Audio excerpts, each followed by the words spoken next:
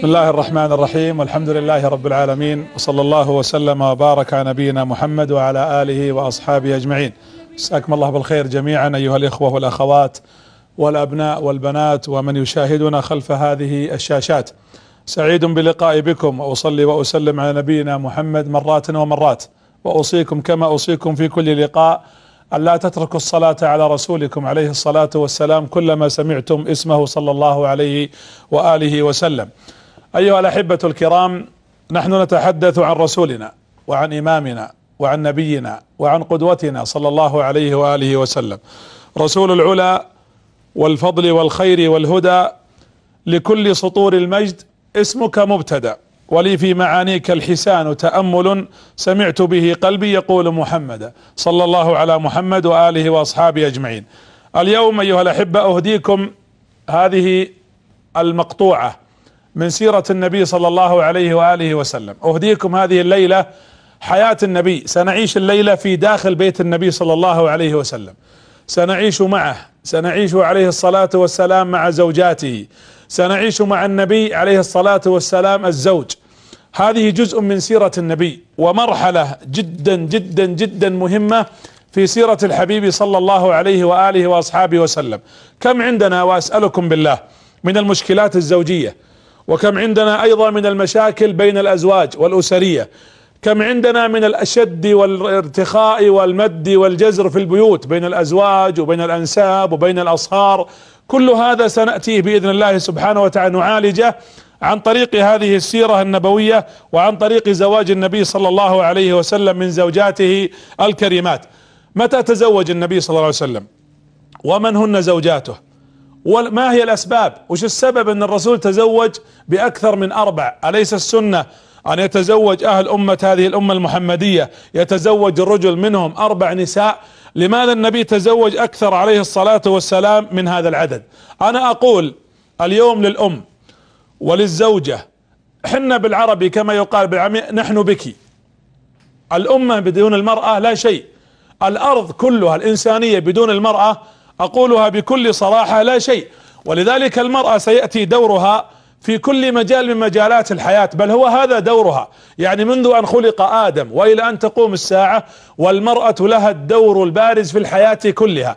وفي أمة محمد صلى الله عليه وسلم اعتنى الإسلام واعتنى هذا النبي الكريم محمد صلى الله عليه وسلم بهذه المرأة. بالعربي أقول للمرأة نحن في وسط هذا الزمن وفي ظل هذه الظروف وفي هذه المرحلة، أنت المرأة الزوجة الأم الأخت المربية أيا كانت، والله العظيم بيدها إصلاح كثير.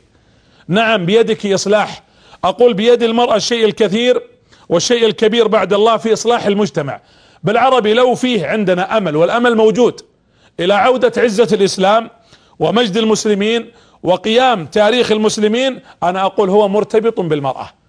لا تظن المرأة أن ما لها دور في مجد الأمة ولا في نهضتها، بل هي لها الدور الأساسي. والله هذا الكلام حق، ليس دغدغة لا للمشاعر ولا ضحك كما يقال على من يستمع من الأخوات الفاضلات ولا من غيرها. بالمناسبة هذا الكلام هو بخاص للحريم ولا بخاص للنساء، هو خاص للأمة. إذا كنت أنا أقول بأن المرأة جزء من الأمة، والمرأة تؤثر في تاريخ الأمة كما أثرت وستؤثر مستقبلا، فبالتالي ينبغي أن يقال بأن الحديث عن زواج النبي صلى الله عليه وسلم يعنى به الرجل ويعنى به المرأة ويعنى به الأبناء ويعنى به المربون وتعنى به الأمة. وقد قيل قديما ويقال وراء كل رجل عظيم امرأة عظيمة. الزوج إذا كان عظيما فامرأته عظيمة، والولد إذا كان عظيما فأمه عظيمة. وهذا هو الحقيقة الذي يجب أن يقال، الحق الذي يجب أن يقال أن المرأة لها دور في الإسلام وفي هذه الأمة عظيم. يا جماعة، إذا كان أول من سجد بعد رسول الله لله من؟ امرأة. أول من آمن بالله بعد رسول الله من؟ امرأة. أول من أدى الفرائض بعد رسول الله امرأة. أول من بشر بالجنة، أول من بشر بالجنة من أمة محمد امرأة. بل أول شهيدة في الإسلام امرأة. بل إن الله في القرآن، يعني تخيل لما يضرب الله مثل، لو قلنا المثل خاص بالنساء كان يكون عندنا تلقي بأن سيكون المرأة أول من يضرب فيها المثل، لكن الله ضرب للمؤمنين للذكور والرجال والنساء، ضرب مثلا بامرأة. وضرب الله مثلا للذين آمنوا من؟ قال الله امرأة فرعون. امرأة يا جماعة ضرب الله مثل لي أنا كرجل ولك أنت ولكل المؤمنين. بل إن الله سبحانه وتعالى جعل المثل الثاني في نفس السورة في أواخر سورة التحريم، قال ومريم ابنة عمران التي أحصنت فرجها. امرأة فرعون وامرأة عمران ضربا مثلا للمؤمنين وللمؤمنات. إذا من يقول بأن المرأة ليس لها حق وليس لها مكانة في الإسلام؟ والمثل الثاني قلت لكم مريم ابنة عمران امرأة. معقول يا جماعة المثل للمؤمنين للرجال نساء؟ طيب ليش؟ اسأل نفسك. حتى الرجل اللي يسمع الكلام الآن اسأل نفسك ليش المرأة ضرب بها مثل؟ لأنها أصل يا أختي، أنت أصل في البيت، بل أصل في الأمة. الأم أصل، والزوجة أصل، المربية التي تربي العيال في البيت أصل في الدين. إذا أنت تربين الجيل القادم، احنا نعتمد بعد الله عليك. الأجيال والأبناء اللي حولنا في بيوتنا نعتمد بعد الله على المرأة في تربيتها. أنت قادرة على أن تصنع لنا صلاح الدين الثاني وعمر بن عبد العزيز وفاطمة أخرى، أو أنك لا قدر الله تفرطين فيصنع لنا الشارع والإعلام، يصنع لنا مروجا للمخدرات، ويصنع لنا مجرما وعالة. عليك أنت ابتداء كأمة وعلى الأمة جمعاء. لأن المرأة إذا تركت أصل بيتها في تربية أبنائها وتعليمهم وإرضاعهم مع الحليب. المرأة الآن اللي تراني ومعها طفل ترضعه، أقول أرضعيه بالله عليك مع لبن. الحليب الذي ترضعينه أرضعيه التربية الجادة، أرضعيه الفكر العميق لهذا الدين، أرضعيه حب محمد صلى الله عليه وسلم، لأننا نحتاجه. حديثنا اليوم جزئية من جزئيات حياة النبي في زواجه صلى الله عليه وسلم. أملنا أن نقول للمرأة نعم، نتكلم عن زوجات الرسول ونقف مع زوجات النبي ونقف مع المرأة عموما، لأنها حقبة ومرحلة من تاريخ نبينا عليه الصلاة والسلام يجب أن تبث ويجب أن تنشر بين الناس. ولا يمكن أن نمر على السيرة ولا نمر على هذه. فطبعا أنا ما قدرت الحقيقة أن يأتي بزواج نبينا عليه الصلاة والسلام لكل زوجة حسب تسلسل التاريخ، نظرا لأني ما تقيدت بالتاريخ في طرحي للسيرة. فسأتكلم في لقاءين. لقاء اليوم أبى أتكلم عن كيف تزوج النبي عليه الصلاة والسلام، ليش الرسول تزوج أكثر من 4، وعلاقة الرسول بزوجاته، ونرد على بعض المستشرقين. اللقاء القادم، الحلقة القادمة إن شاء الله تعالى، أبى أتكلم عن حفصة وعن عائشة رضي الله عنهن وعن زينب بنت جحش وعن جميع زوجات النبي، كل واحدة كيف تزوجها الرسول وكيف بدأ الزواج بها وعلاقتها فيما تعنى بالسيرة. لا نتكلم عن الصحابية بذاتها، نتكلم عن العلاقة مع النبي عليه الصلاة والسلام. نبغى نقول للناس قوموا تعلموا كيف كانت. تبون حب حقيقي، تبغون سعادة زوجية، تبون بيت يعيش على قوة وعلى تربية وعلى ارتياح، اقسم بجلال الله من لم يعرف حياة زوجات النبي مع النبي صلى الله عليه وسلم، اللواتي رباهن النبي على الإيمان، رباهن النبي عليه الصلاة والسلام على يده، رباهن النبي عليه الصلاة والسلام على مبدأ الوحي وعلى الكتاب وعلى سنته صلى الله عليه وسلم. نقول لأختي الكريمة لا تتشبهين. كم من بناتنا اليوم تتشبه للأسف بمطربة ومغنية، وربما تشبهت بشهيرة ليس لها ربما من حظ الإسلام شيء، وإن كانت مسلمة ليس لها من حظ العفة والستر والطهر شيء أيضا. يجب على المسلم والمسلمة كذلك أن تفهم أن الحديث عن زوجات النبي عليه الصلاة والسلام باختصار، تبغون تعرفون دقائق حياة النبي لن تعرف إلا عن طريق بيته. كل عظيم وكل إنسان له خصوصيات وله دقائق لا يمكن يعرفها في الغالب أحد إلا أهل بيته. في خصوصيات للنبي صلى الله عليه وسلم، الرسول ما عنده أسرار وحياته مكشوفة صفحة بيضاء، لكن فيه أمور لا يمكن أن تنقل لنا إلا عن طريق أهل بيته، عن طريق زوجاته. النبي ليس في حياته لا غموض ولا التباس ولا تخفي، كلها ظاهرة. جيبوا لي عظيم من عظماء الدنيا، بل جيبوا لي انسان عادي. اقول لكم شيء ثاني، انا وانت عندنا اشياء عن انفسنا ما نعرفها. يمكن انا اتصرف في بيتي مع عيالي ولا مع زوجتي ولا مع اقاربي، ثم افاجأ بعد سنتين ثلاث او بعد مدة يقول لي احد عيالي تراك انت يا ابوي سويت كذا قبل سنة او سنتين. يمكن انا اكون ناسي او ربما اشك في نسبتها لي، لكن هذا النبي عليه الصلاة والسلام كل حياته مكشوفة، كل علاقته صلى الله عليه وسلم. ليش؟ لأن خاتم الأنبياء والمرسلين ورسالة خاتم الرسالات، ولذلك تفاصيل الحياة تحكى لنا من داخل البيت عن طريق زوجات النبي صلى الله عليه وعلى آله وأصحابه وسلم. شفتوا إنسان يعرف كل واحد عنه، العدو والصديق والرجل والمرأة والكبير والصغير والقريب والبعيد، حياته كاملة مثل حبيبكم صلى الله عليه وسلم. في داخل البيت علمونا زوجاته كيف كان يغتسل بعد الجنابة. من داخل البيت عرفنا دعاء الجماع ومباشرة الزوجة. من داخل البيت عرفنا النبي كيف يتعامل مع زوجته وهي حائض، وكيف يتعامل معها وهي نفساء. عرفنا كيف يتعامل النبي صلى الله عليه وسلم في داخل البيت. ولذلك جاءت حياة الرسول صلى الله عليه وسلم وقد أذن الله لزوجاته وأذن لنا أن نحدث عن نبينا بكل ما جاء في قيامه، في قعوده، في فراشه، في دخوله إلى الخلاء، في دخول النبي صلى الله عليه وسلم في فراشه عليه الصلاة والسلام، بل في منامه، حتى في الرؤى التي كان يراها يقوم صلى الله عليه وسلم ويحدث الناس عليه الصلاة والسلام بها. نتحدث عن زوجاته، هذا هدف مهم يا جماعة. أنا هنا ماني بسرد حكايات ولا قصص أطفال ولا كما يقال حتوتات، أنا هنا أتحدث عن سيرة، أنا هنا أروي قصص حقيقية واقع. أنا أريد أن أقول للأمة نريد بهذه القصص أن نحيي قيم، أن نحيي أمة، أن نسقط إسقاطات في بيوتنا نقول هذه حقيقة. نقف اليوم نوظف القصة، نوظف الزواج، نوظف سيرة رسولنا كلها، نوظفها في خدمة التوحيد، في نشر السنة، في تعليم أبنائنا. كم نسب الطلاق عندنا اليوم؟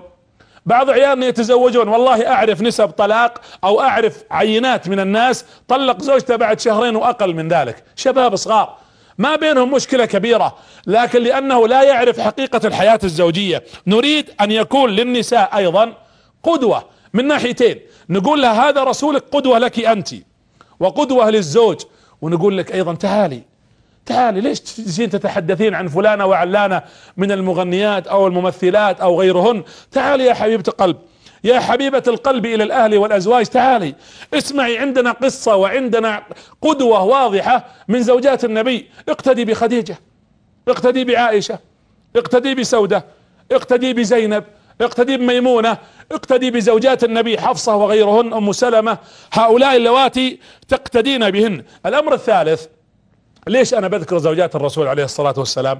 لأن عندنا السعادة الزوجية اليوم بين ثلاثة أمور. إما السعادة الزوجية الغير موجودة، يعني كنز مفقود.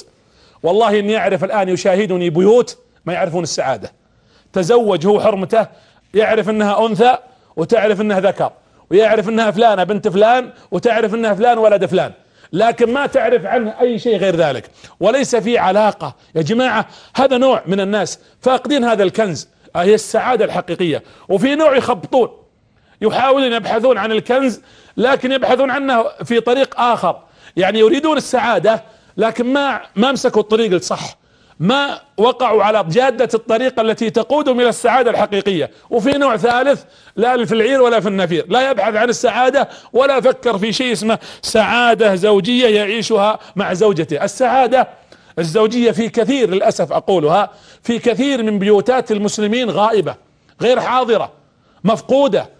بعض الزوج والأزواج ينامون على سرير واحد، على فراش واحد، لكن هو في قرية وهي في قرية، كل منهم في جزيرة، كل منهم في بلد، هو له اهتماماته وله تفكيره وله وقت نومه وله طريقة طعامه وهي كذلك، وهذا خطأ يا جماعة. ولذلك ما قامت بيوتنا، فيه نفرة في البيوت، في ضياع للأبناء، في مشاكل طقاق وطلاق وشيل وحط، المحاكم تعج وتبكي وتصيح، الأمهات والبيوت والمصلحين من بعض الأسر. والغريب أحيانا المشاكل ما تكون في البيت، تطلع من الغرفة للصالة، من الشقة، من الفلة، من العمارة، من الحي، من المنطقة إلى منطقة، وأحيانا تنتشر بالسنابات وغيرها من الوسائل الاجتماعية والشكوى للأم وللأخت والخالة والعمة والجارة، فيعلم كل أحد، بل حتى الخدم في البيت أحيانا السائقين والخدامات يعرفون مشاكل الأزواج، والأبناء مساكين مثل الأيتام. والله بعض البيوت فيها أبناء لكن يعيشون كالأيتام، آبائهم أحياء لكنهم أيتام. في بيوت مساكين يعيشون الأبناء في سجون الهم، سجون القلق، يصبحون على بكاء وعلى صراخ وضجيج ويبيتون على مثل ذلك. بالله عليكم هذه بيوت؟ هل هذه السعادة الحقيقية والكنز الذي يبحث عنه الزوج الذي يريد السعادة؟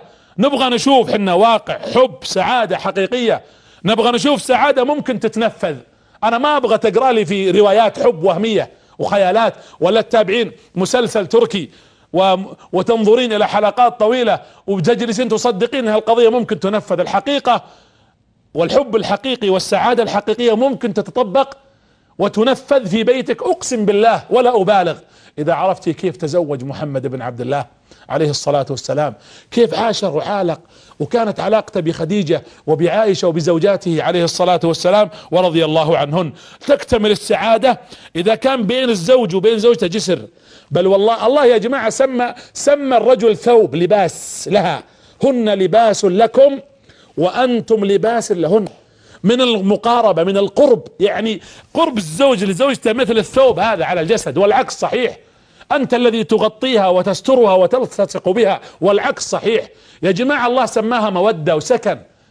ومن آياته أن خلق لكم من أنفسكم أزواجا لتسكنوا إليها وجعل بينكم مودة ورحمة. المودة والرحمة وينها اليوم؟ أين المودة والرحمة؟ كيف تستقر الحياة الزوجية؟ كيف تكون العلاقة كبيرة؟ شفتوا الموضوع مهم كيف؟ إذا الحديث عن سيرة الرسول في زواجه مهم جدا. نعم نريد أن نؤصل. أنا هنا ما أتكلم عن كلام عام قلت لكم ولا بسوالف يا جماعة. حياة الرسول إذا بغيت تتحدث عن العلم تجد، عن الفكر تجد، عن الأخلاق تجد، عن السلوك تجد، عن الاجتماع تجد، عن السياسة تجد، عن البيان تجد، عن اللغة تجد، عن الأدب تجد. في كل مجال من مجالات الحياة والدين والدنيا ستجد ذلك في حياة النبي، غنية مليئة صلوات الله وسلامه عليه. زواج النبي عليه الصلاة والسلام. طيب ليش ندرس زواج النبي؟ زواج النبي صلى الله عليه وسلم نذكر زوجاته ونقول ان الحياة الزوجية تكون في دقائق حياة النبي صلى الله عليه وسلم. نريد ان نتحدث عن حياة النبي. قلت اول شيء نريد قدوة، نبغى حرمة تجد لها قدوة. قدوتك اثنين: اولا محمد بن عبد الله فهو القدوة لنا جميعا. اثنين نقتدي ايضا بزوجات النبي، اجعليها قدوة لك. ثلاثة نبغى نبحث عن السعادة المفقودة في بيوتنا خاصة بين الازواج. اربعة انا اتكلم هالكلام موجه لكم كلكم، اكلم امي الكبيرة اللي تراني الان، واكلم ابي الوقور الذي شاب رأسه، اكلم اطفالي اللي يجلسون عبر الشاشات ويشاهدونني، اكلم اخواتي وبناتي واخواني. تدرون ليش؟ لانهم امهات المؤمنين. امنا يا جماعة، عائشة امك، خديجة امك، حفصة امي وامك، زينب امنا. بالله عليكم بسألكم سؤال، انتم مستشعرين؟ ودي ارجوكم بطلبكم طلب، تكفى انكم تشاهدون الان الحديث هذا وانتم تستشعرون يتكلم عن امك، عن امهاتنا، عن امي وامك. يا جماعة لو احد تكلم عن امك الان، من كانت من امهاتنا قد ماتت في الغالب، تجدنا نتحدث مع عيالنا ومع ابنائنا نقول جدتك كانت وامي كانت تفعل وكانت صفاتها كذا، وهذا حق لنا. وندعو لمن مات من ابائنا وامهاتنا بالرحمات، ونسأل الله ان يطيل اعمار الاحياء منهم وان يعينهم على طاعته ويرزقنا برهم ايضا ورضاهم.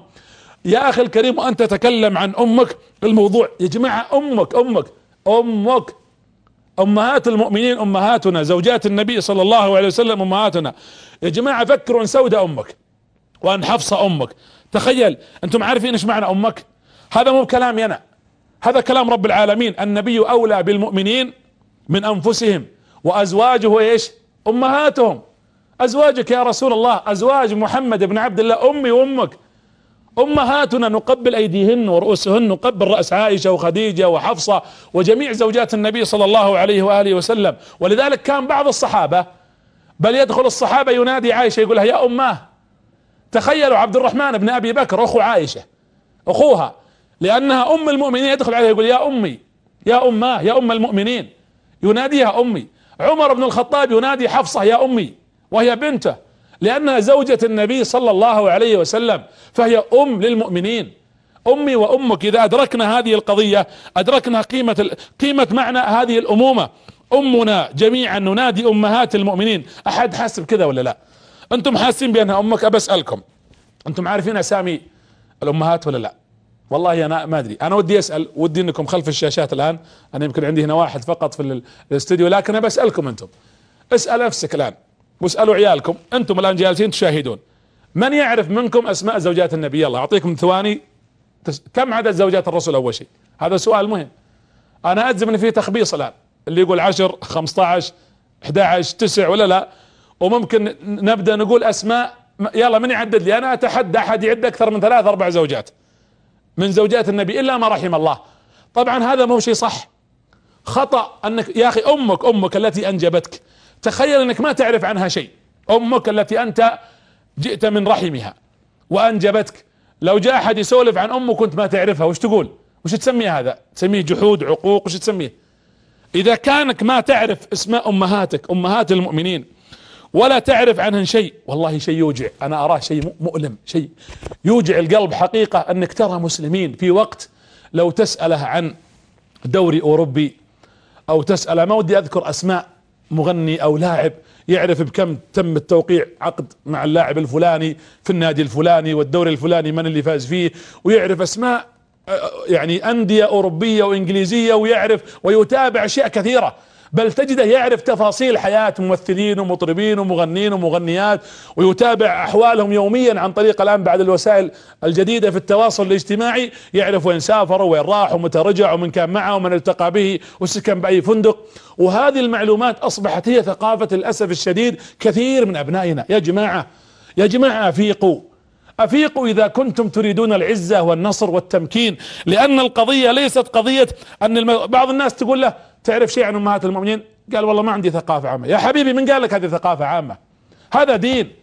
احنا ما نقول تعلم مسابقات 1 زائد 1 يساوي 2 أو من اختار الإجابة الصحيحة، نقول هذا جزء من دينك. هذا يجب أن تكون ثقافة، حضارة، أمة يجب أن نؤسس محمد رسول الله. احنا وش نقول من أكثر من 3 شهور نتكلم، نقول اليوم الإعلام الفاسد حاول يظهر نجوما ليسوا بنجوم، وحاول يبرز أشخاص لا يستحقون الإبراز، وحاول يوهم للأسف الشديد عشرات بل مئات بل أكثر من ذلك من أبنائنا وجيلنا ممن يظن أن هؤلاء الذين يرمزونهم هم بأنهم نجوم أنهم نجوم القدوات، بينما القدوة الحقيقية رسولك عليه الصلاة والسلام. قولوها أرجوكم، علموها أبنائنا، علموها بناتنا، حفظوهم إياها مع أسمائهم. ليش نحرص عليهم يذهبون الصباح في المدارس ولا يتأخرون ويحل واجباته ويسمع ويحفظ؟ هذا صح، لكن أيضا مع ذلك علموهم من هذه قضية دين. ثم لما نقول أمي عائشة، أمي حفصة،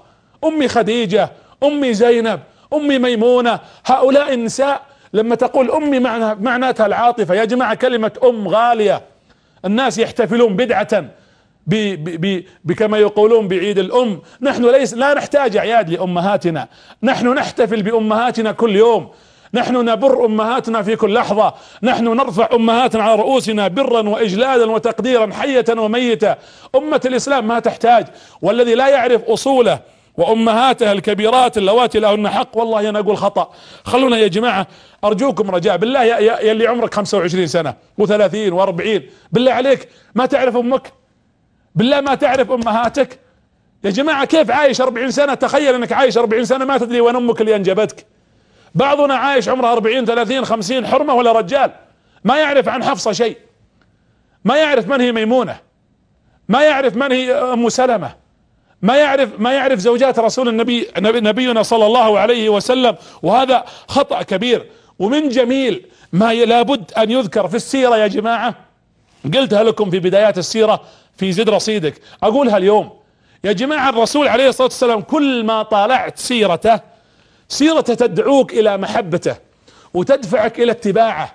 احمد الله على النبي الكريم، هذا من خصائصه، أنك كل ما تحدثت عنه وكل ما جلست تبحث في سيرته كل ما حبيته. بل والله حتى شكله، وأن تصف شكله المستدير الجميل وشعره وتصف ملبسه وطيبه ورائحته الزكية عليه الصلاة والسلام، وتصف مشيته وتصف أخلاقه وتصف سيرته، وأن تتحدث عن تشعر بحب وتشعر بأنك تتمنى أن تراه اليوم وتقبل قدميه عليه الصلاة والسلام.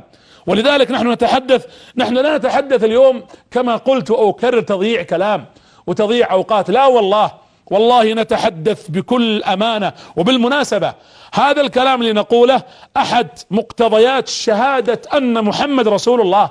طيب سؤالي، تعالوا نشوف زوجات النبي. احنا ما يحتاج طبعا نرد على شبهات المستشرقين اللي قالوا الرسول ليش تزوج. اول شيء، كم عدد زوجات النبي صلى الله عليه وسلم؟ هذا السؤال سألتكم اياه وابغاكم تجاوبون. زوجات النبي كم؟ 9 10؟ انا جالس كأني معكم الان، كأنكم الان تشاورون. 11 ولا 12؟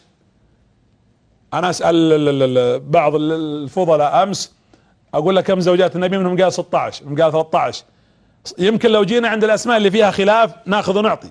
زوجات النبي 11، والله اعلم فيما يعني فيه نوع، او هذا هو الصحيح انهن 11 زوجات النبي، 11 زوجة صلى الله عليه وعلى آله واصحابه وسلم. دعونا نذكر لكم اسماء زوجات النبي، وسجلوها تكفى واحفظوها وعلموها عيالكم. وجميل احنا نشوف اليوم في بيوتنا الحمد لله من يسمي خديجة وفاطمة وعائشة، ويسمي عدد، وخاصة في العالم في المغرب العربي كثير ما يسمون باسماء زوجات النبي صلى الله عليه وسلم. انا بعطيكم اياهم بالترتيب. زوجات النبي عليه الصلاة والسلام، طبعا في خلاف، هل ماريا القبطية هي زوجته ام ابراهيم ام انها ملك يمين؟ لكن الصحيح انها ملك يمين، هي رضي الله عنها وريحانة بنت عمرو، هن ملك يمين للنبي عليه الصلاة والسلام. واما غيرهن فهن زوجات النبي صلى الله عليه وسلم. اول زوجة معروفة طبعا، امنا رضي الله عنها خديجة بنت خويلد، تزوجها النبي سنة 28 قبل الهجرة، وتوفيت سنة 3 قبل الهجرة ايضا. ثانيا تزوج النبي من؟ سجلوا، سودة بنت زمعة، وهذه تزوجها النبي سنة 3 قبل الهجرة، يعني سنة 10 من النبوة، وتوفيت سنة كم؟ 54 هجرية. سودة بنت زمعة رضي الله عنها هي تزوجها بعد، وبيجي الحديث عن كل واحدة. عائشة بنت ابي بكر الصديق رضي الله عنها وعن ابيها، تزوجها النبي سنة 1 قبل الهجرة، عقد عليها النبي صلى الله عليه وسلم في شوال، ثم دخل عليها في عمرها طبعا 6، عقد عليها يعني بنى بها عقدا، ثم دخل بها وعمرها 9 سنوات رضي الله عنها، وتوفيت سنة 58 هجرية. حفصة بنت عمر ابن الخطاب رضي الله عنها وعن ابيها الفاروق، تزوجها النبي سنة 3 من الهجرة، وتوفيت سنة 41 من الهجرة او 45.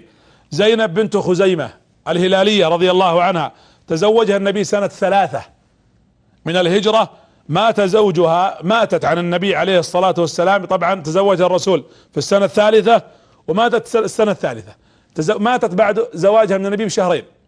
هي من الزوجات اللي يعني النبي من زوجات اللي متن وهو حي خديجة، وهذه الزوجة رضي الله عنها وارضاها زينب بنت خزيمة بقيت مع النبي شهرين ثم توفيت رضي الله عنها. ام سلمة هند بنت ابي امية، تزوجها النبي السنة 4 من الهجرة، وهي اخر من مات على اصح الاقوال من زوجات النبي صلى الله عليه وسلم، توفيت سنة 62 من الهجرة، عاشت مدة طويلة. ثم بعد ذلك زينب بنت جحش 7، تزوجها النبي في السنة 5 من الهجرة، ثم توفيت رضي الله عنها سنة 21 من هجرة النبي، هي التي نزل فيها قول الله فلما قضى زيد منها وطرا زوجناكها. وجويرية بنت الحارث تزوجها النبي السنة 5 من الهجرة، وتوفيت سنة 56 من هجرة النبي صلى الله عليه وسلم. انا اذكرها بترتيب زواج النبي. ام حبيبة رملة بنت ابي سفيان، تزوجها النبي سنة 7 من الهجرة، وتوفيت سنة 44 من الهجرة ايضا. تزوجها النبي صلى الله عليه وسلم وهي كانت بالحبشة لما توفي عنها زوجها، ثم تزوجها الرسول، واللي دفع مهرها منه النجاشي، وعقد عليها هناك النبي صلى الله عليه وسلم وهي في الحبشة، ثم بعثت للرسول عليه الصلاة والسلام، ودفع النجاشي 400 دينار مهرها للنبي صلى الله عليه وسلم. ثم صفية بنت حيي ابن اخطب، وهو سيد بني النضير من ولد هارون اخو ولد هارون بن عمران اخو موسى عليهم السلام جميعا. طبعا تزوجها النبي سنة 7 من الهجرة وتوفيت سنة 50 من الهجرة. ثم ايضا من زوجات النبي صلى الله عليه وسلم ميمونة بنت الحارث، تزوجها النبي في السنة 7 من الهجرة في عمرة بعد عمرة القضاء، وتوفيت سنة 51 من هجرة النبي صلى الله عليه وسلم. اخر زوجات النبي ميمونة بنت الحارث، تزوجها النبي عليه الصلاة والسلام في السنة 7 وتوفيت سنة 51 من الهجرة، 51 من هجرة النبي صلى الله عليه وعلى آله وأصحابه وسلم. طبعا ماريا القبطية ليست زوجة، هي ملك يمين على أصح الأقوال، ودخل بها النبي صلى الله عليه وسلم في السنة 7 من الهجرة، وتوفيت رضي الله عنها وأرضاها في السنة 16 من هجرة النبي صلى الله عليه وعلى آله وأصحابه وسلم تسليما كثيرا. عرفنا زوجات الرسول 11 زوجة، 2 منهم ماتوا قبل الرسول عليه الصلاة والسلام، و9 مات النبي وهن أحياء. طبعا القرشيات منهن 6: خديجة وسودة وعائشة وصفية حفصة عفوا وأم سلمة وأم حبيبة بنت أبي سفيان. والعربيات غير القرشيات 4، وهن زينب بنت جحش وجويرية بنت الحارث وزينب بنت خزيمة وميمونة بنت الحارث. وواحدة منهن غير عربية، وهي طبعا صفية بنت حيي ابن أخطب، هي من بني إسرائيل يهودية. وأما ملك اليمين فهي ماريا القبطية، كانت من مصر نصرانية. شوفوا هذا التمازج، وهذا سيأتي الحديث عنه. توفي النبي صلى الله عليه وسلم وهو حي، توفي من زوجاته خديجة رضي الله عنها كما قلنا، وزينب بنت خزيمة، وبقي 9 نساء توفي النبي وهن أحياء عليه الصلاة والسلام. طبعا فيه عدد من النساء عقد عليهن النبي عليه الصلاة والسلام ولم يدخل بهن، ومنهن من خطبها النبي ومنهن من وهبت نفسها للنبي عليه الصلاة والسلام. اختلف العلماء في مثل هذا الكلام في أسباب الفراق اختلافا كثيرا، مما أقول أنا من ناحية علمية يوجب التوقف عن القطع بالصحة في واحدة من أولئك. لازم نعرف زوجات النبي صلى الله عليه وسلم، احفظوهم، اكتبوا اسمائهم، تعرفوا على زوجات نبيكم، تعرفوا على امهاتكم، اسألوا انفسكم عن زوجات النبي صلى الله عليه وسلم. حطوا جائزة لعيالكم يا جماعة، علموهم كم عدد زوجات النبي. ليش الرسول تزوج 11؟ لماذا النبي عليه الصلاة والسلام تزوج 11؟ ليش النبي صلى الله عليه وسلم لم يتزوج عليه الصلاة والسلام بكرا الا واحدة، وهي عائشة رضي الله عنها وارضاها؟ وين اللي يقولون المستشرقين اليوم ان محمد عليه الصلاة والسلام، وننزه نبينا من هذا الكلام، ان تزوج هذا العدد رغبة في الشهوة؟ هذا كلام ليس بالمنطق ولا بالعقل. وانا ابغى ارد هنا الان ليس بالحماس، ابغى ارد بالمنطق وبالدليل، وابغى ارد كذلك بالعقل. لو جينا ننظر بالترتيب زوجات النبي صلى الله عليه وسلم، وجدنا ان النبي عليه الصلاة والسلام اول من تزوج خديجة. وبذكر لكم الان 5 مراحل في زواج النبي صلى الله عليه وسلم تبطل مثل هذا الكلام. اللي جالسين يقولون بان محمد تزوج، حتى فيه من الرافضة او غيرهم ممن يقول باننا يجوز ان نتزوج 9، ويحسبونها في كلامهم بهالطريقة، يقولون مثنى وثلاث ورباع. مثنى فانكحوا ما طاب لكم من النساء مثنى وثلاث، هذول 5، ورباع 9. وهذا كلام باطل. النبي له خصوصية لا تكون لغيره عليه الصلاة والسلام، مثل خصوصيته في ان يصل احيانا الصيام عليه الصلاة والسلام. ليش ما نقول تعال صل انت الصيام؟ نقول لا، هو الرسول يقول انما ابيت يطعمني ربي ويسقيني. انا وانت ما احنا مثل النبي عليه الصلاة والسلام. حتى في خصوصية زواجه صلى الله عليه وسلم تلاحظون تزوج عربيات وغير عربيات. واحدة يهودية طبعا اسلمت، صفية بنت حيي، وكذلك ماريا القبطية على اعتبار انه دخل بها وجاء منها بولد، وهي ملك يمين نصرانية رضي الله عنها وارضاها. وتزوج عربيات وغير عربيات. وكان النبي صلى الله عليه وسلم يريد بذلك حكمة ستأتي ان شاء الله تعالى. كل زوجة من زوجات النبي في حكمة من زواج النبي صلى الله عليه وسلم. العابثون هذولي المستشرقين وغيرهم نقول لهم كفوا عن هذا الهراء وعن هذا الكلام. نقول كل زوجة من زوجات الرسول ونساء النبي الكريمات والأمهات الفاضلات في حكمة عظيمة ومقصد جليل ذكرها بعض أهل العلم يعني في زواج النبي، منها ممن ذكرها الحافظ ابن حجر وذكرها رحمه الله تعالى في فتح الباري في 10 أمور. ذكر منها في تأليف بين القبائل، ذكر منها في إحكام الشريعة، ذكر منها حتى يشاهد الناس أحواله في الباطن حتى تنفع عنه التهم، ساحر، شاعر، كاهن، مجنون، لأن الزوجة التي في بيته ستنقل لأولئك الذين يتهمون النبي الواقع الحقيقي للرسول صلى الله عليه وسلم. شوفوا الرسول في 5 مراحل في زواجه. معليش الحلقة دي قد تكون ثقيلة شوي لكنها تمهيد للحلقة الجاية. 5 مراحل في زواج النبي عليه الصلاة والسلام. لغاية سن 25 الرسول عزوبي ولا لا؟ من ولادته الى 25 سنة اعزب صلى الله عليه وسلم. من سن 25 الى سن 50 تزوج حرمة واحدة بس وهي خديجة، ما تزوج عليه احد. وين الكلام الشهوة والكلام الفاضي هذا والخطأ والمغلوط والاتهامات الباطلة؟ من 25 عز الشباب الى 50 ما تزوج الا خديجة، وتزوج خديجة امنا رضي الله عنها اكبر منه سن. اختلف العلماء هل تزوجها وعمرها 40 او 38. 40 سنة يتزوجها النبي عليه الصلاة والسلام، اكبر منه. تزوجها وعمره عليه الصلاة والسلام 25 وعمرها 40 سنة اكبر منه. لا، وتزوجت رضي الله عنها قبله بزوجين 2. وهذا ايضا فيه كما يقال تسلية لاخواتي المطلقات او الارامل. ونقول للرجال تزوجوا اذا رأيت امرأة مطلقة وارملة، ما الذي يمنع اذا كانت توفرت فيها شروط الزواج؟ بل تزوجها رحمة بها ورحمة بابنائها والقيام. حتى بالعكس نعرف زيجات كثيرة، وانا ابشر اخواتي المطلقات والارامل نقول لهن نعرف ولا تيأسي. والله اعرف عدد من البيوت قامت وسعدت والزوجة تكون هي مطلقة اصلا من رجال او رجالين، وقد تكون ارملة، فلا تثريب عليك ولا تخافي ولا تتوقعين الموضوع هذا فيه مشكلة. بالعكس الموضوع سهل جدا، هذا امر قضاه الله ونفذ وقدر الله ما شاء فعل. والانسان يجدد حياته اذا فتح الله له باب بالحلال والسنة فليقبل بعد التريث والاختيار وحسن الاختيار. اذا جاءكم من ترضون دينه وخلقه كما قال النبي فزوجوه، الا تفعلوا تكن فتنة في الارض وفساد عريض. تزوج النبي خديجة وهي اكبر منه، وعندها تزوجت زوجين قبله، تزوجت الاول ثم مات، ثم تزوجت الثاني ثم مات، ورزقت من الاول بولد وبنت، يعني عندها عيال بعد، ومن الثاني ولد وبنت، ومع ذلك تزوجها النبي صلى الله عليه وسلم. ومن 50 الى 52 جلس الرسول بدون زواج حزنا ووفاء لحبه لخديجة. يا جماعة وين الشهوة اللي يتكلم عنها هؤلاء الذين عبثوا وتجنوا على رسولنا؟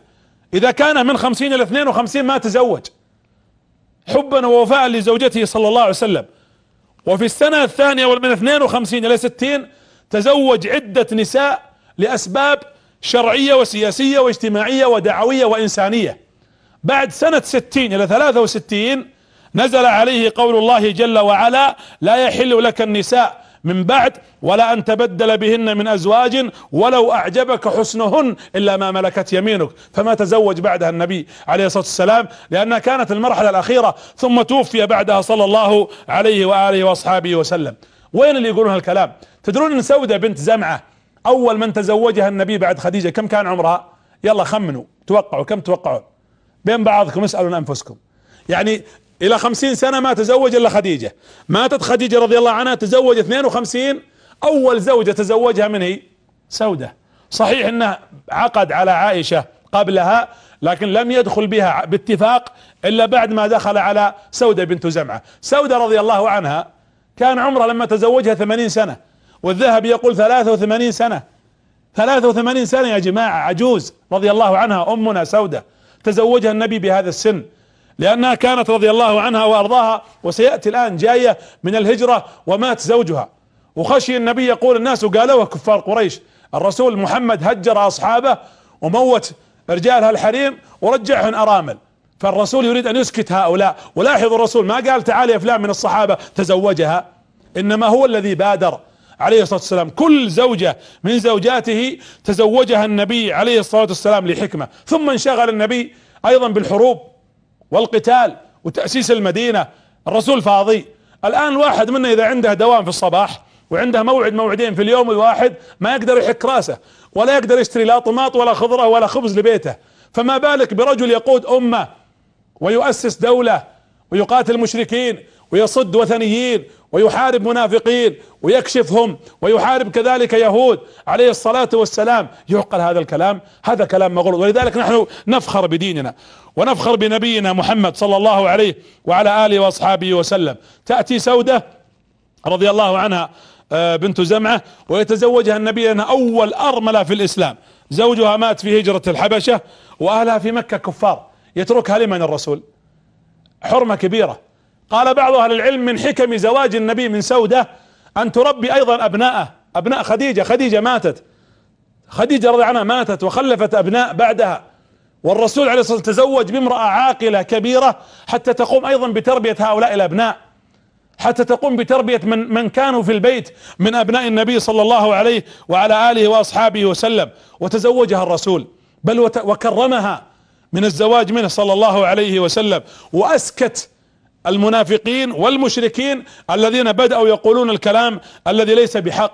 كما أن النبي صلى الله عليه وسلم دخل بعدها بعد سنة ونصف على عائشة رضي الله عنها وأرضاها. كم بكر تزوج الرسول؟ ما تزوج إلا بكر. وين الشهوة يا جماعة؟ لم يتزوج بكرا إلا عائشة رضي الله عنها وأرضاها، وتزوجها صغيرة رضي الله عنها. الرسول تزوج بطريقتين: تزوج النبي الرسول، وتزوج الإنسان الرجل. الإنسان الرجل العادي تزوج قبل البعثة خديجة، وتزوج النبي الرسول صلى الله عليه وسلم لدواعي النبوة، بل حتى خديجة كانت تهيئة من الله سبحانه وتعالى لدواعي هذه النبوة. ولذلك النبي صلى الله عليه وسلم أعده الله تبارك وتعالى مثل ما ذكرنا، كيف تزوج خديجة وكيف كانت خديجة تحوطه وتدافع عنه وتحامي عنه. ليش اليوم عندنا مشاكل نظن ان المرأة اذا كانت اكبر او الولد اذا كان اكبر؟ يا جماعة زوجوا بناتكم ولا تنتظرون هالبنت كبيرة وهالبنت صغيرة.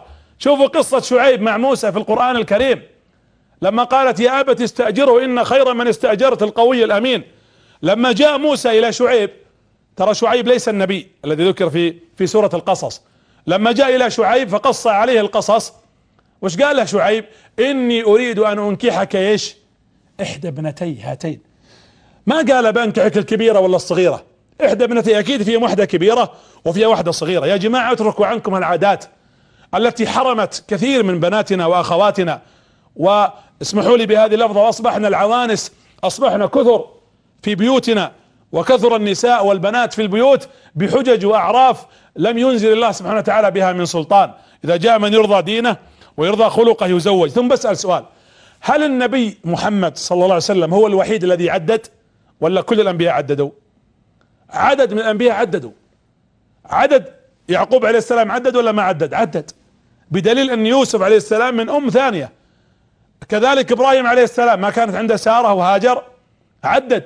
سليمان وداود ذكر ان سليمان وداود عندهم عشرات النساء. طيب ليش التثريب على النبي صلى الله عليه وسلم؟ الانبياء كلهم يتزوجون لحكمة ارادها الله لدواعي النبوة ولخدمة هذا الدين. وهذا فيه رد على من يقول لماذا الرسول يتزوج اكثر من 4 صلى الله عليه وسلم. يا جماعة الرسول يؤسس لدعوة. كم عمر ديننا الى اليوم؟ كم عمره؟ 1436 سنة.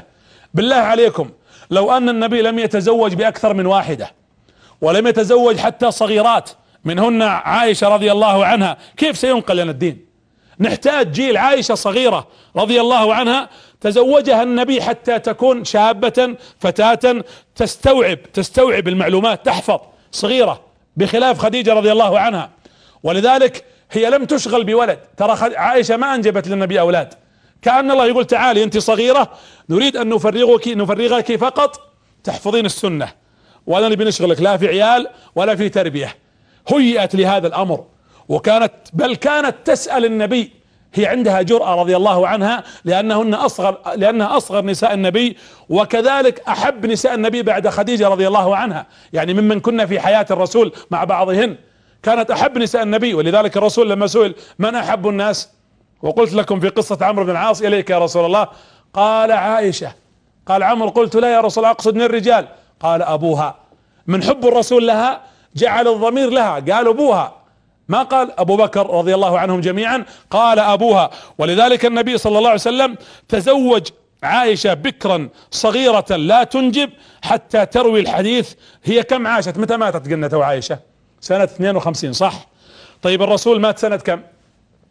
تذكروا سنة 10 صح؟ كم بين الرسول بين وفاته وبين وفاة عائشة؟ 42 سنة.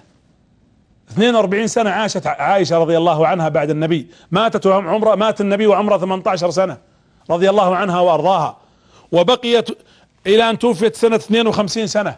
42 سنة عاشت بعد النبي تنشر العلم، حتى قالوا اعلم الناس بالفرائض في وقتها، بالفرائض والنوافل، عائشة امنا رضي الله عنها وارضاها. ولذلك عاشت.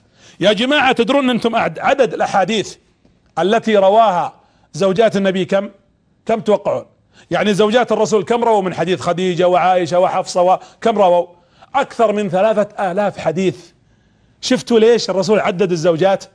حتى ينقل هذا الدين، تنقل دقائق الامور من بيت النبي صلى الله عليه وسلم الى الامة. اليوم حنا في الاستوديو وانتم في بيوتكم ايا كانت بلدكم. حنا اليوم عام 1436 سنة بعد هجرة النبي عليه الصلاة والسلام، وجالسين نروي الاحاديث الصحيحة بالتواتر، ونروي دقائق الامور، دقائق امور. شعر النبي في صدره وفي راسه وفي لحيته عدوه الصحابة، وعرفوا كم عدد شعر النبي صلى الله عليه وعلى آله وأصحابه وسلم. ولا يجينا شخص يقول ليش الرسول تزوج عائشة صغيرة؟ نقول يا أخي البنات، بنات العرب قديما والعرف كانت البنت تبلغ مبكرا. في سيبيريا، صحراء سيبيريا صحراء جليدية إلى اليوم موجودة، والجليد فيها لا يزال إلى اليوم يزوجون نسائهم إلى هذه اللحظة. حتى والله في أمريكا في واشنطن يزوج بعض البنات في بعض المناطق في الولايات في امريكا واعمارهن ما بين 16 17 18 سنة. هذا في المناخ والبيئة الجليدية. طيب كيف البيئة الصحراوية؟ يا جماعة لا يثرب عليكم احد، لا يشوش علينا احد. نعم نحن نقول اذا في توافق بين الاعمار وفيه اتزان بين عقل المرأة وعقل الرجل. عائشة رضي عنها رغم صغر سنها الا ان عقلها كبير، والنبي عليه الصلاة والسلام بقامته الكبيرة يعرف كيف يحتوي نساء صغرت ام كبرت ايا كان مستواها في السن والعمر، رضي الله عنهن جميعا. والف صلاة على نبينا محمد صلى الله عليه وآله واصحابه وسلم. طيب من اسباب زواج النبي الكثير ليش؟ من يعطينا؟ انتم الان اسألوا انفسكم بينكم بين بعضكم. تماسك الامة، ركزوا على هالمعلومة. منهم الاربعة اللي قامت على ايديهم الدنيا والدين بعد الرسول 30 سنة. منهم ابو بكر، عمر، عثمان، علي، صح؟ هذول هم الاربعة رضي الله عنهم جميعا. هذول هم الاربعة اقرب الناس التصاقا ونسبا برسول الله. تزوج الرسول بنت 2 وزوج 2 منهم بناته. زوج النبي صلى الله عليه وسلم من؟ عثمان وعلي، ولا لا؟ شوفوا يا جماعة ترى ذي بصدفة، هذا ترتيب الهي. عثمان تزوج من؟ رقية بنت النبي صلى الله عليه وسلم رضي الله عنها، ثم توفيت، ثم تزوج من؟ ام كلثوم، ويسمى ذي النورين. ليش؟ لان اخذ النورين اللمبتين الاضاءتين، ام كلثوم ورقية. وزوج النبي علي سيدة نساء اهل الجنة فاطمة رضي الله عنها بنته. وتزوج النبي من؟ بنت ابو بكر عائشة رضي الله عنها وعن ابيها. وتزوج بنت عمر حفصة رضي الله عنها. يا جماعة ديننا هذا دين، افخروا، ارفعوا رؤوسكم، ارفع راسك وانت تسمع دينك وتسمع هذا التركيب وهذا التأهيل الالهي من الله سبحانه وتعالى. ترتيب الهي حتى يكون فيه التصاق بجميع احوال النبي. اللي ما يشوفه ابو بكر تعلمه عائشة لانه ابوها، واللي ما يشوفه عمر تعلمه حفصة، والعكس صحيح. وقس على ذلك بين علي وبين فاطمة وبين عثمان رضي الله عنهم جميعا، ورقية وام كلثوم رضي الله عن جميع صحابة النبي وآل بيته وامهات المؤمنين. وايضا النبي صلى الله عليه وسلم تزوج لسبب مهم، رحمة.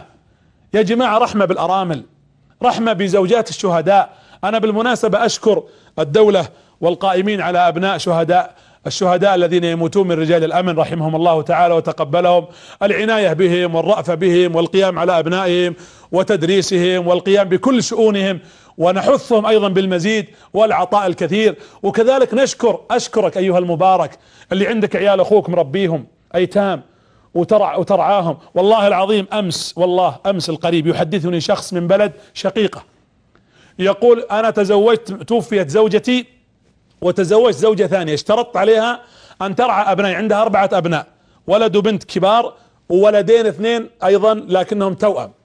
يقول ففوجئت أن هذه المرأة لم ترعى هؤلاء الأيتام.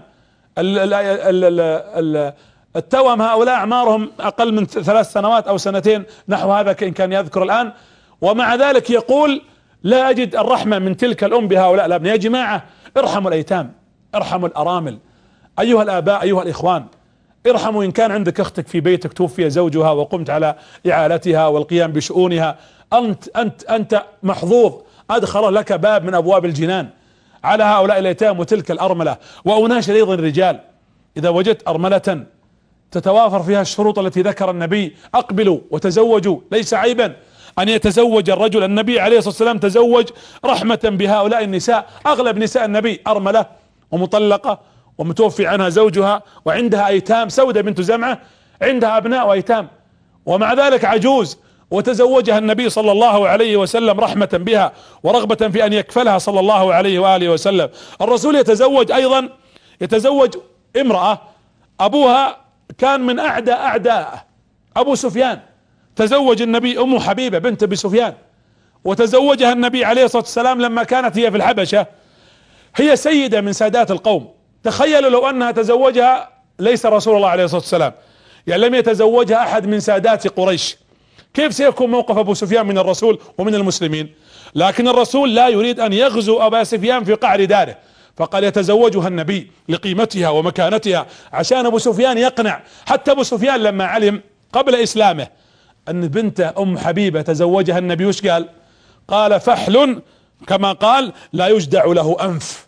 هذه كلمة كانت تقولها العرب مدح، يقول هذا رجل وزواجه منها هو يستحقها وهي تستحقه، لأنها لا يمكن ترجع للكفار، فبالتالي تزوجها النبي صلى الله عليه وسلم. إذا قلنا توريث الدين، 2 تماسك الأمة وذكرنا الخلفاء الراشدين، 3 الرحمة بالأرامل والنساء. أيضا النبي عليه الصلاة والسلام لما تأتي عجوز يتزوجها وهي فقيرة وعندها أبناء يقوم عليها ويعدل من أجلها ويدفع المال عليها ويرعى شؤونها، من يفعل ذلك إلا نبي وهو رسولكم محمد صلى الله عليه وعلى آله وأصحابه وسلم. أيضا من أسباب الزواج للنبي حتى تكتمل الشريعة، يعني في أحكام لا يمكن أن يأتي الحكم هذا إلا بموقف يحصل.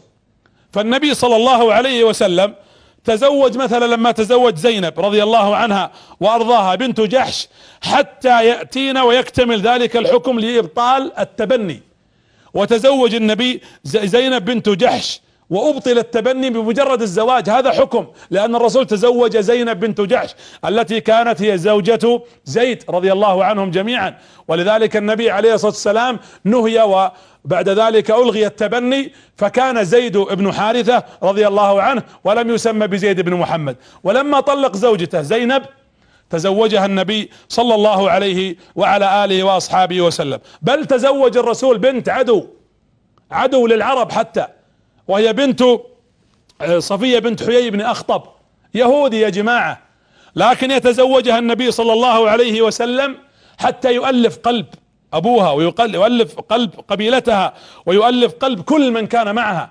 ويتزوجها النبي. طيب أبوها يهودي ما لنا شغل، ولا تزر وازرة وزر أخرى، هي أسلمت نحتضنها ونضعها فوق رؤوسنا. ولذلك حنا اليوم نشوف لما يسلم سائق ولا عامل من الجاليات في المساجد نلقنه الشهادة ثم نبارك له بالإسلام ونحتضنه، نقول ما لنا علاقة بأهلك ولا ديرتك ولا بلدك ولا ديانتك، أنت أخونا، لك ما علينا، لك ما لنا وعليك ما علينا، قبلتك قبلتنا وذبيحتك ذبيحتنا، ونحبك ونواليك ونبغض كذلك من يعاديك. وهذا منهج اهل السنة والجماعة يا جماعة. زوجات النبي صلى الله عليه وسلم وزواج النبي، الرسول مثلا ملك اليمين ماريا القبطية إذا أخذنا باعتبارها ليست زوجة، هي أهديت له أهديت له من مصر، والرسول دخل بها النبي، يبغى يؤلف أهل مصر.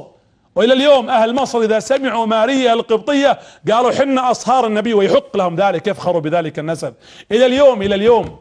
والناس أهل مصر، وفق الله إخواننا في مصر وحقنا الله دماءهم وجمع كلمتهم وسائر بلاد المسلمين، يفرحون بهذا النسب وهذا القرب. هي إبراهيم رضي الله عنهم جميعا. ومع ذلك الرسول عليه الصلاة والسلام يقول: إذا دخلتم إلى مصر فاتخذوا منها جندا كثيرا فإنهم خير أجناد الأرض يومئذ.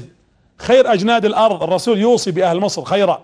ولذلك والله نألم إذا رأينا أي قطرة دم في مصر تسيل من غير وجه حق، أو في اليمن أو في العراق أو في فلسطين أو في سوريا، وندعو إخواننا من هذا المكان وعن طريق سنة رسولنا: اجمعوا كلمتكم، وحدوا صفكم، احقنوا دماءكم، لا تفتحوا بابا لعدوكم، وكونوا سدا ذريعا في وجه كل دخيل، كل من يريد زعزعة الأمن ويريد زعزعة الأصول. عندنا نحن أمة قوية إذا تمسكنا بكتاب الله وسنة النبي صلى الله عليه وآله وسلم. فألف النبي بين أهل مصر في ذلك الوقت وبين المدينة والجزيرة كلها. ثم يتزوج النبي مثل جويرية بنت الحارث، يتزوجها النبي ليه؟ أصل جويرية وشي أسرت في معركة، كل القبيلة أسرت في معركة بني المصطلق. تخيلوا مأسورين وتحت الأسر، إذا بقوا في الأسر سيبقون كفار ما راح يسلمون. فقام النبي صلى الله عليه وسلم فلما رآها عليه الصلاة والسلام تزوجها، أخذها النبي عليه الصلاة والسلام تسراها ثم اعتقها وتزوجها النبي صلى الله عليه وآله وسلم. الناس لما شافوا الرسول تزوجها قالوا: كيف الرسول أصبح أصهاره، عندنا مأسورين، فأطلقوهم. فرأت قبيلة بني المصطلق كلها فعل النبي وفعل الصحابة، فأسلمت كل القبيلة، فكانت أبرك امرأة على قومها، أسلموا لأنهم رأوا تعامل النبي صلى الله عليه وسلم بهذا الزواج المبارك الذي تزوج النبي صلى الله عليه وعلى آله وأصحابه وسلم. إذن رسولكم يا جماعة تزوج 11 امرأة عليه الصلاة والسلام لدواعي نبوية وحكم إلهية أرادها الله سبحانه وتعالى النبي، إما دعوية وإما سياسية وإما إنسانية وإما اجتماعية، كلها بأمر الله. خديجة رضي الله عنها، أعطيكم لمحات، لأن خديجة كانت خلينا نقول في العهد المكي، يعني في الفترة التي كان النبي في مكة قبل هجرته كان متزوجا بها. واسمعوا عن خديجة، خذوا مثل واحد: من أين أبدأ والحديث غرام، فالشعر يقصر والكلام كلام، من أين أبدأ في مديح محمد، لا الشعر ينصفه ولا الأقلام. والله لو تحط بداية 10 قنوات وجميع القنوات تبث ويأتي عشرات المشايخ وطلبة العلم والمتخصصون في السيرة ويتكلمون عنه، لن نوفي محمدا حقه. أول زوجة من هي؟ خديجة رضي الله عنها، أمنا يا رب اجمعنا بأمي وحبيبتنا خديجة رضي الله عنها. خديجة بنت خويلد بنت أسد ابن عبد العزى ابن قصي، تلتقي مع الرسول عن طريق أبيه في الجد الخامس، وتلتقي به عن طريق الأم في الجد السابع لؤي، فهي أقرب زوجة للرسول من قرشية رضي الله عنها وأرضاها. من حب النبي لها، طبعا اسم أمها فاطمة، من حب النبي لها سمى اسم بنته بل أغلى بناته على أم زوجته. وش رايك تسمي على ام زوجتك؟ والله الحين تناظر فيها تقول فرقاك انت امك، مصيبة. حنا نطاق لجينا نسمي، هذا يسمي على ام زوجته يا جماعة، حماته ام زوجته. وانا انصح امهات الزوجات يكن رفيقات بازواج الابناء، لتكن الام ام الزوجة وام الزوج كنا ابواب خير مفاتيح. انتبهوا، لا تكونين بابا لا قدر الله لزعزعة البيت. بعض البيوت فيه اتفاق بين الازواج، بس الام احيانا اقول، ولا الاصل في الام الرحمة والتقريب، لكن فيه للاسف الشديد من تفرق ولا تقرب. الرسول يسمي بنته فاطمة على فاطمة ام خديجة على جدتها، وترى يوم يسمي عليها هي ميتة، لكن اجلالا لخديجة رضي الله عنها ووفاء منه. استمر هالوفاء وجازاها الله بالوفاء تكريما له، فاصبحت فاطمة سيدة نساء العالمين وانجبت سيدة شباب اهل الجنة. يا جماعة الوفاء الوفاء بين الزوج وزوجته ومحبة حتى اهلها او محبة هي اهله، هذا دين هذا من الدين ومن الوفاء. اقول حتى للمعددين الذين يعددون، اقول اسمع عدد، هذا حقك في كتاب الله ولا احد يمنعك من التعدد، لكن التعدد ضبط بشروط.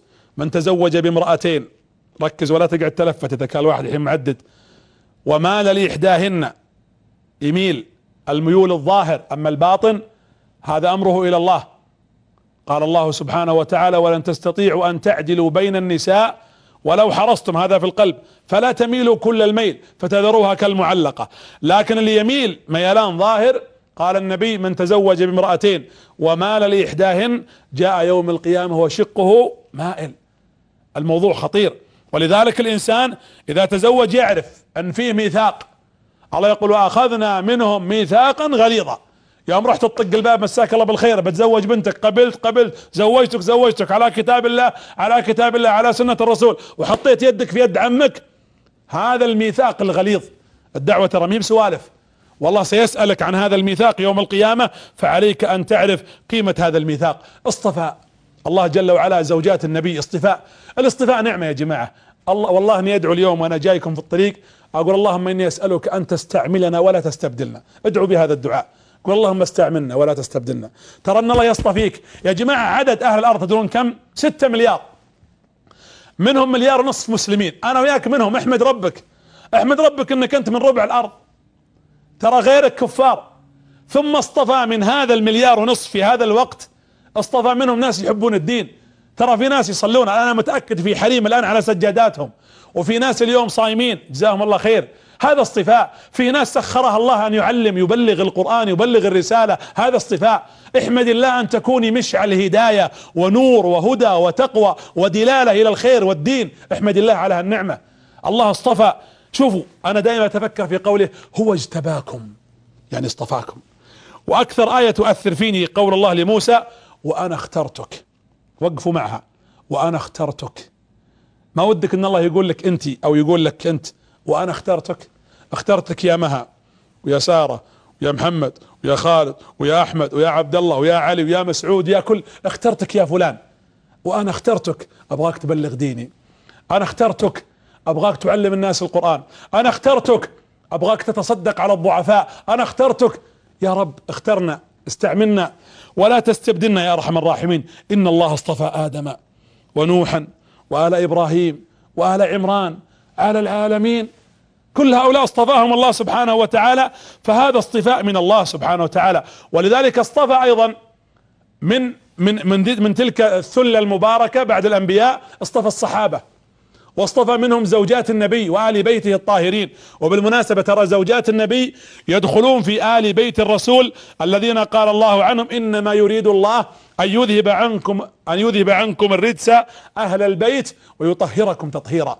زوجات الرسول يدخلون فيه. اذا ما دخلت عائشة وحفصة وزينب وميمونة، من يدخل اذن في هذا القول مع آل بيت النبي صلى الله عليه وسلم؟ والرسول يقول، الله يقول لزوجات النبي: لستن ايش كأحد من النساء. يا جماعة هؤلاء أمهاتنا، والله العظيم إن قلوبنا تتقطع على أمهاتنا الكريمات العظيمات الجميلات المباركات الفضليات رضي الله عنهن وأرضاهن رضاء تاما. إذا تحدثت عن خديجة يا جماعة تتحدث عن الشرف، عن المكانة، عن الرفعة. تتحدث، كانت تسمى خديجة قبل الإسلام وش تسمى؟ من يعرف؟ كانت تسمى الطاهرة. يا سلام، الطاهرة. والرسول كان يسمى ايش؟ يسمى الصادق الامين. تخيلتوا الطاهرة مع الصادق الامين، ايش راح يكون البيت؟ راح ينجح البيت باذن الله. المشكلة اليوم عندنا مع الاسف الشديد، حنا نتصور ان الطهر جزئي، الطهر كمال. البنت اللي تتكلم بالتلفون وتعاكس وتظن الموضوع ان صوتها عادي، انها تتكلم مع رجل غريب وتقول احبك ويحبني ومعاكسات وما الى ذلك، بالله هذا طهر؟ الشاب اللي يسمح لنفسه ان يخترق بيوت المسلمين ويدخل على عوراتهم في البيوت عبر هذه الوسائل الاتصالات والتواصل في معاكسات ومغازلات وغير ذلك، هل هذا طهر؟ يا بنات يا بناتي، انا اعرف ان الطاهرات والعفيفات والشريفات والحمد لله لا يعد ولا يحصى عددهن، واسال الله ان يزيد كثرتهن، لكن فيه للاسف فيه نبتة خرجت، وذلك بأسباب ظروف كثيرة ومقومات كثيرة. لكن دوري اليوم أقول سميت أمكم الطاهرة رضي الله عنها، وتزوجت من؟ ترى خديجة ما كانت تفكر في مسألة وش يلبس، عيونه خضر ولا شقر ولا حمر، والله دمه خفيف طويل نحيف عضلات، ولا البنت كذا. لا، من حقك أن تبحث عن الجمال النسبي إذا وجد مع الدين يا سلام، لكن ليس هو الأصل. ولذلك خديجة رضي عنها كانت وش تقول؟ قالت والله لن يخزيك الله أبدا. ما قالت إنك حلو ولا طويل ولا قصير، إنك تكرم الضيف وتعين على نوائب الحق، وجلست تذكر صفات في صدقه وفي أمانته وفي مروءته وفي شهامته وفي رجولته عليه الصلاة والسلام. فلذلك هي كانت تبحث عن الصفات ولا تبحث عن الذوات. وهذا الفرق بيننا وبين بناتنا اليوم، او الفرق بين الاوائل واليوم. اذا بغت تتزوج البنت ابحثي على شخص عنده رسالة. كان يقول لها ورقة بن نوفل يحدثها، هذا ولد خالتها، يقول لها بيطلع نبي من هذا اخر الامة، وهذا النبي شكله كذا وصفاته كذا. هي تقول كنت اشعر بان هذا النبي سيكون منا. ولما جاءهم واحد من احبار اليهود وقال يا نساء قريش، كانوا جالسين عند الكعبة، ان نبي هذه الامة حان خروجه، من استطاعت، شوفوا، من استطاعت ان تتزوجه فلتفعل. فاخذ الحريم الحصى وبدأوا يرمون الرجال الا خديجة. تقول كنت اشعر بانه سيكون النبي من نصيبي انا، لانها رأت رؤيا ان الشمس او القمر يدخل في بيتها، فاولها ورقة بن نوفل ان ذلك هو نبي اخر الزمان، وانه سيكون زوجا لها، وكانت متفائلة. ولذلك كانت تبحث عن هذه الصفات رضي الله عنها وارضاها. ولذلك النبي احبها، ناصرته. يا جماعة لما دخلت في الاسلام كانت اول من دخل في الاسلام، كانت هي والرسول فقط، ثم ابو بكر الثالث، ثم علي، فكانت نصف الاسلام، واحتضنت النبي. في النهار تدعو الناس الى الاسلام، وفي الليل تحوط النبي، تشتري العبيد وتجعلهم يحرسون النبي حتى لا يقتل ولا يصاب، وتجمع الناس في حراسته. وكانت تدفع المال، وتراها تربي في البيت معها عيال، تربي او عندها 4، 3 تزوجوا وبقي واحد هند من ابنائها من زوجها الذي مات. ثم جاءت بفاطمة وبرقية بأم كلثوم وبعبد الله والطيب والقاسم، ابناء النبي عليه الصلاة والسلام. وكان علي في البيت تربيه، وكان الزبير في البيت تربيه، وكان زيد بن حارثة في البيت تربيه. وطلعت اجيال، علي بن ابي طالب من هو، وفاطمة سيدة نساء العالمين. وكانت صابرة يا جماعة.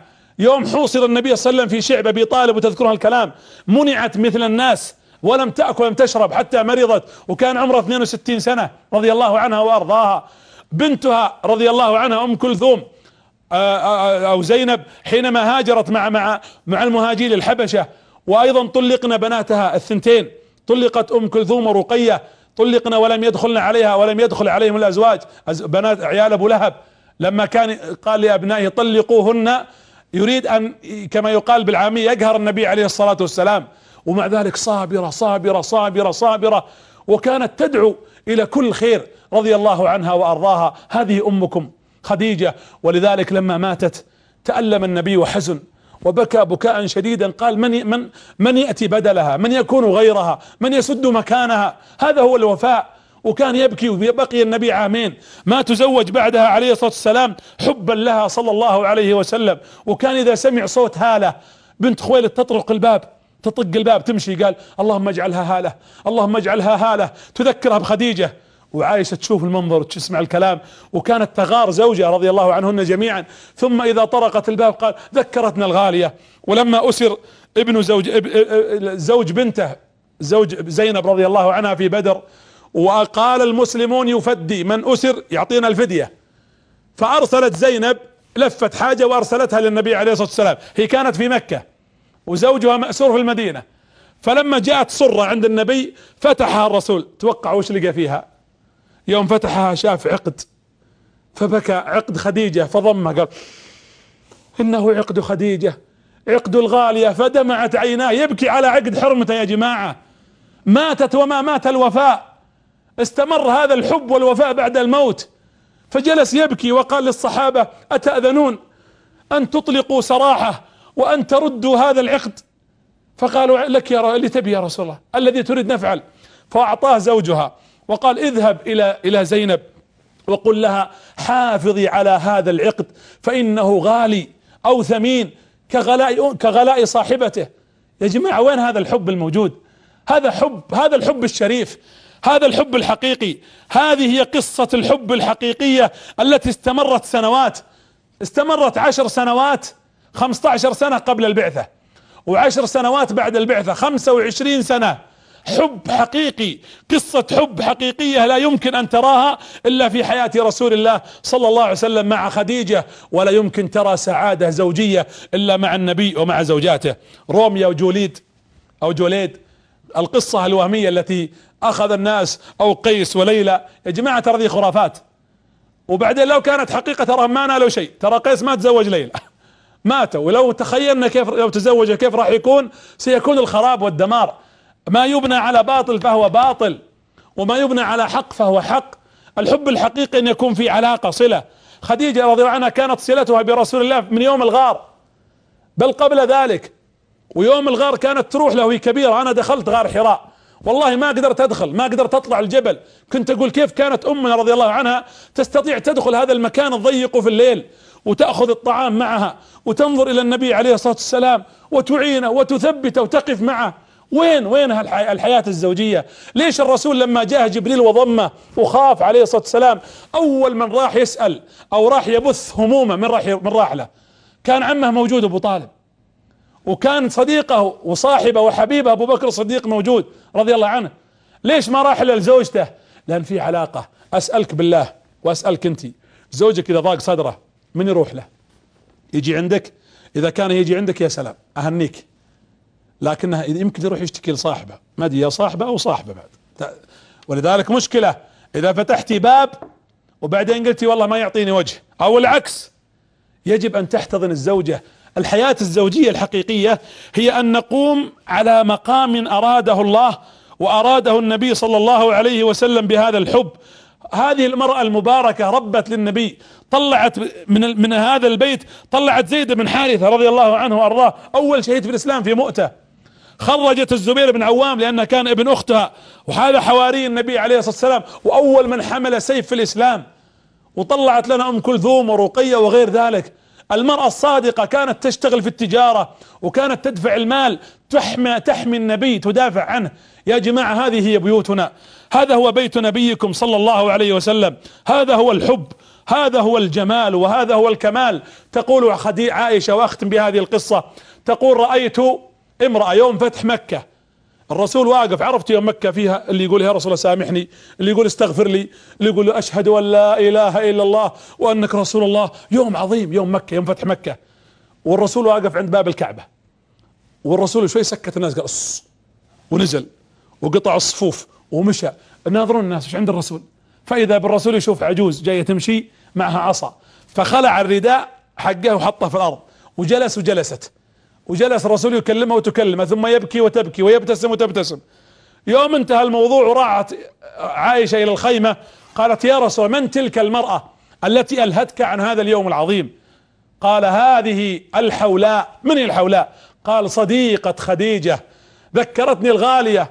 قالت وماذا كنت تقول لها؟ وش كانت تقول لك؟ قال كنا نتذكر الايام الخوالي مع خديجة رضي الله عنها. اي حب يا جماعة، اي وفاء. الله الله. سنتحدث ان شاء الله تعالى في اللقاء القادم مواقف وفلاشات سريعة عن كل زوجات النبي الباقيات. نبدأ ان شاء الله تعالى من سودة بنت زمعة، وننتهي بمارية، على الرغم انها ليست زوجة لكنها ملك يمين، لكن دخل بها النبي ورزق منها النبي بولد. الله الله. بثوا هذا الجمال وهذا الحب الشريف العفيف في بيوت المسلمين. أذكركم بمسابقة هذا الدرس المبارك، محمد رسول الله في السيرة النبوية الكريمة، والسحب على سيارة تبرعت بها شركة الجميح مشكورة. وأدعو الحقيقة للشيخ محمد بن عبد العزيز الجميح، والشيخ حمد كذلك الجميح، وأبنائهم وذرياتهم وأعوانهم ومن معهم الحقيقة في هذه الشركة المباركين. أشكرهم على هذا العطاء وهذه المبادرة، وجعل الله ذلك في ميزان حسناتهم. أسأل الله أن يسعد بيوتكم جميعا، قولوا آمين. اللهم أنزل السعادة الآن على كل بيوت المسلمين، وأصلح ما بين الأزواج، واسترهم، وأصلح ذرياتهم، وبث في بيوتنا وبيوت المسلمين السعادة والهناء يا حي يا قيوم، اللهم اجعل الابتسامة هي دليلنا، واجعل الحب هو أرضنا وسقفنا في سائر بيوتنا، إنك ولي ذلك والقادر عليه. أستودعكم الله وأذكركم بوقف إخوانكم في جمعية البر بالمزاحمية، لهم حق كبير. تراهم اللي جزاهم الله خير تبنوا هذا الاستوديو ووضعوا هذا المكان المبارك. قلتها في الحلقات الماضية، لست إلا وسيطا لله سبحانه وتعالى، أو أريد لكم ولهم الأجر. هذا والله أعلم، وصلى الله وسلم على نبينا محمد وعلى آله وأصحابه أجمعين، والسلام عليكم ورحمة الله وبركاته. في وصف مولانا الرسول يا حيرتي ماذا أقول، في وصف مولانا الرسول فبوصفه يا رب أشدو، وبحبه أرجو القبول. هو ربعة بين الرجال